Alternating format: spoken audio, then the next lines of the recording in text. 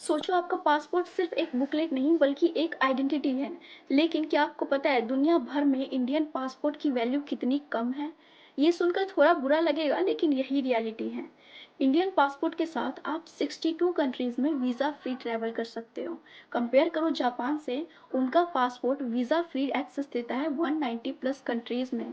तो सवाल ये उठता है कि क्यों? क्या हमारा देश कम पावरफुल है? नहीं, प्रॉब्लम है ट्रस्ट और ग्लोबल परसेप्शन का। हर कंट्री अपनी वीज़ा पॉलिसी डिसाइड करता है based on migration risk, security record, economy और ग्लोबल रिलेशंस। और सैडली इंडिया की इमेज अभी भी एक developing country with high migration risk के लेवल से जानी जाती है।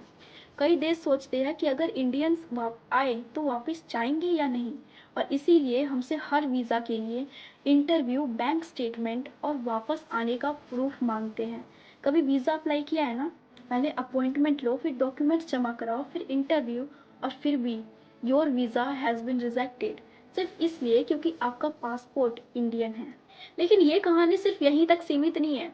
अगर कोई अमेरिकन या जापानीज टूरिस्ट इंडिया आता है तो उसे मिलता है वीज़ा ऑन अराइवल, यानी आने के बाद।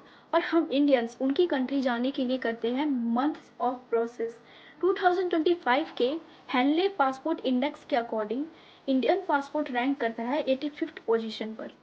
Even countries like Namibia, Kenya और मंगोलिया जैसे देश भी हमसे ऊपर हैं। सोचो, 1.4 बिलियन पॉपुलेशन होने के बाद भी इंडियन पासपोर्ट टॉप 80 में भी नहीं आता।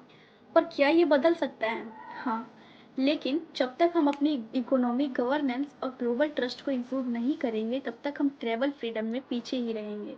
क्योंकि पासपोर्ट सिर्फ एक डॉक्यूमेंट नहीं है, ये एक मिरर है हमारी नेशन की इमेज का। और जब तक दुनिया पूरी तरीके से हम पे भरोसा नहीं करेगी तब तक हम आज़ाद होकर भी थोड़े रिस्ट्रिक्टेड रहेंगे। तो अगली बार जब भी आप अपना पासपोर्ट हाथ में लो तो याद रखना, ये सिर्फ एक डॉक्यूमेंट नहीं है, ये एक रिमाइंडर है कि आज़ादी सिर्फ देश की ही नहीं, परसेप्शन की भी ज़रूरी है।